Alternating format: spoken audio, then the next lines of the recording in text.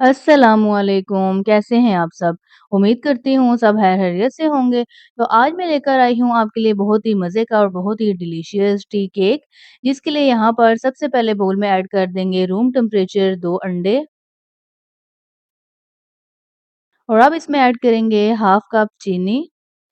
अब हमने इन दोनों को अच्छी तरह से बीट कर लेना है और हमने एक क्रीमी सा टेक्सचर लेकर आना है। अगर आपकी बारीक वाली चीनी नहीं है, मोटी वाली है, तो भी कोई मसला नहीं है, बस आपने अच्छी तरह से बीट करना है, तो ये खुद ही मेल्ट हो जाएगी। अब हम इसको अच्छी तरह बीट कर लेंगे। यहाँ पर मैंने अंडों को और चीनी को अच्छी तरह से बीट कर लिया और आप देख सकते हैं कि इसका बहुत ही क्रीमी टेक्सचर बन गया है। इसी तरह का आपका भी होना चाहिए और इस प्रोसेस में 5 मिनट लगे हैं मुझे। और अब हम इसमें ऐड करेंगे 1 टीस्पून वनीला एसेंस। आप वनीला एसेंस की जगह इलायची का पाउडर भी 1/4 टीस्पून यूज़ कर सकते हैं या थोड़े से सौंफ भी आप ऐड कर सकते हैं या आप लेमन एसेंस भी यूज़ कर सकते हैं। इनका मकसद ये होता है कि इस तरह अंडों की स्मेल नहीं आती केक में और अगर हम ये ऐड ना करें तो अंडों की स्मेल पूरे केक में रह जाती है, जो कि बिल्कुल अच्छी नहीं लगती। और अब मैंने इसमें ऐड किए हैं 2 से 3 ड्रॉप येलो फूड कलर के। इससे हमारे टी केक का बहुत ही अच्छा कलर आएगा और अब हम इनको बीट करके अच्छी तरह से मिक्स कर लेंगे। और अब हम इसमें ऐड करेंगे half cup cooking oil. Oil आपने बिल्कुल फ्रेश इस्तेमाल करना है, कोई भी आपने यूज्ड ऑयल नहीं लेना। आपके कुकिंग ऑयल में किसी किस्म की स्मेल या फ्लेवर नहीं होना चाहिए। अब हम कुकिंग ऑयल को भी अच्छी तरह से बीट कर लेंगे और अगर आपके पास इलेक्ट्रिक बीटर मौजूद ना हो तो आप ये सारा प्रोसेस हैंड विस्क के साथ भी कर सकते हैं। उससे आपका टाइम थोड़ा-सा ज़्यादा लगेगा बट अच्छी तरह से बीट हो जाएगा। और अब हम इसमें ऐड करेंगे 1 कप मैदा और 1 टीस्पून बेकिंग पाउडर हम ऐड कर देंगे इसमें और इनको हमने अच्छी तरह से छान के ऐड करना है ताकि कोई भी लम्स वगैरह ना हो। मैदे को और बेकिंग पाउडर को मैंने अच्छी तरह से छान लिया है। अब हम इनको मिक्स कर लेंगे क्योंकि एकदम अगर हम बीटर चलाएँगे तो ये मैदा इधर-उधर उड़ेगा और सारी जगह ख़राब हो जाएगी। इस वज़ह से हमने इसको पहले अच्छी तरह से मिक्स कर लेना है और उसके बाद बीटर को ऑन करना है। और अब हम इसको अच्छी तरह से बीट कर लेंगे। हमने यहाँ पर एक स्मूथ सा बैटर बना के रेडी करना है और आपको इस टाइम पता चल जाएगा बीट करते हुए कि आपका बैटर थोड़ा हार्ड है या नरम है। अगर आपका बैटर थोड़ा-सा हार्ड हो तो आप इसमें थोड़ा-सा रूम टेम्परेचर मिल्क ऐड कर सकते हैं और अगर आपको थोड़ा सॉफ्ट लगे तो आप 1 से 2 चम्मच इसमें मैदा ऐड कर सकते हैं। पर ये 1 कप मैदे की परफेक्ट रेसिपी है और आप एक-एक प्रोसेस को इसी तरह से फॉलो कीजिएगा तो इंशाल्लाह आपका केक बहुत ही ज़बरदस्त बन के तैयार होगा।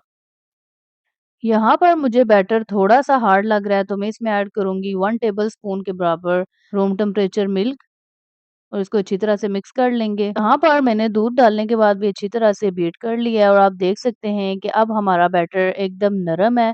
इसी तरह का हमें बैटर चाहिए था, बहुत ज़्यादा हार्ड नहीं होना चाहिए। अब हम अपने बैटर को साइड पे कर देंगे और हमने मोल्ड तैयार कर लेना है।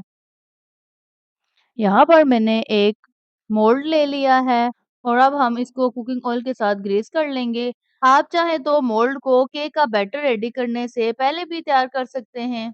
उसका मकसद ये होता है कि हमने केक के बैटर को स्ट्रेन नहीं देना बहुत ज़्यादा। तो यहाँ पर मैं मीडियम साइज़ का टी केक बना रही हूँ, तो इस वज़ह से ये कुछ सेकंड में ही मोल्ड रेडी हो जाता है। अब हम इसमें थोड़ा-सा मैदा डाल देंगे और इसको अच्छी तरह से हर तरफ हमने लगा देना है इस तरह और जो एक्स्ट्रा मैदा होगा वो हम इसमें से निकाल लेंगे। आप इसकी जगह बटर पेपर भी ऐड कर सकते हैं और अगर आपके पास बटर पेपर ना हो तो आप इस तरह से मैदा हर तरफ लगा दें, ये बिल्कुल बटर पेपर का ही काम करता है। अब हम इसमें केक का बैटर ऐड कर देंगे। अब मैंने सारा बैटर मोल्ड के अंदर डाल दिया है। अब हमने इसको इस तरह टैप कर देना है। अब हमारा बैटर बिल्कुल रेडी है ओवन में जाने के लिए और मैंने ओवन को 180 डिग्री पे 10 मिनट के लिए प्रीहीट कर लिया था। अब हम इस बैटर को ओवन में रख देंगे और तकरीबन 35 से 40 मिनट के दरमियान ये अच्छी तरह से बेक हो जाएगा। अब यहाँ पर 35 मिनट हुए हैं और हमारा केक अच्छी तरह से बेक हो चुका है। आप बीच-बीच में देखते भी रहा करें कि केक अच्छी तरह से बेक हुआ है कि नहीं और अब हम इसको एक स्टिक की मदद से चेक कर लेंगे। हमारी स्टिक बिल्कुल ड्राई आनी चाहिए अगर इसके साथ थोड़ा-सा भी बैटर लगा हुआ हो, तो इसका मतलब ये है कि हमारा केक अच्छी तरह से बेक नहीं हुआ, अंदर से कच्चा है। अब इसको मैंने 2-3 जगहों से चेक किया और हमारा केक अच्छी तरह से बेक हो चुका है और स्टिक अच्छी तरह से ड्राई है। अब हमने इसको ठंडा कर लेना है 5 मिनट के लिए। ये अच्छी तरह से ठंडा हो जाए, फिर हम इसको निकाल लेंगे। यहाँ पर हमारा केक अच्छी तरह से ठंडा हो चुका है, अब हम इसको मोल्ड से निकाल लेंगे। मैं इसको एहतियातन छुरी की मदद से अलग कर रही हूँ, लेकिन इस टाइम बिल्कुल मेरा केक अलग है। और आप देख सकते हैं कि इसका कलर भी बहुत प्यारा आया है। और अब हम इसको सर्विंग ट्रे में निकाल लेंगे और इसका एक्स्ट्रा जो मैदा है, वो हम जाड़ लेंगे। अब यहाँ पर आप देख सकते हैं कि इसका बैक साइड से भी बहुत प्यारा कलर आ चुका है और अच्छी तरह से हमारा केक बेक हो चुका है और माशाल्लाह इसका बहुत ही प्यारा कलर आया है। अब मैं आपको ये काट के दिखाऊँगी। इस तरह हमने इसको पीसेस में कट कर लेना है।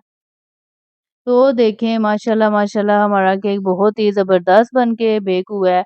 आप इसको गरमा-गरम चाय के साथ सर्व करें या आप इसको इसी तरह खाएँ, ये बहुत ही मज़े का टी केक बन के तैयार होता है। और अब मैं आपको एक पीस चेक करवाती हूँ कि ये किस तरह से सॉफ्ट बन के रेडी हुआ है।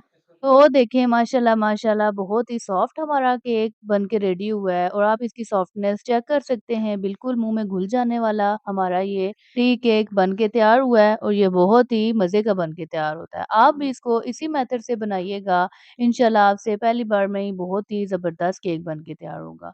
तो उम्मीद करती हूँ आपको मेरी आज की रेसिपी पसंद आई होगी।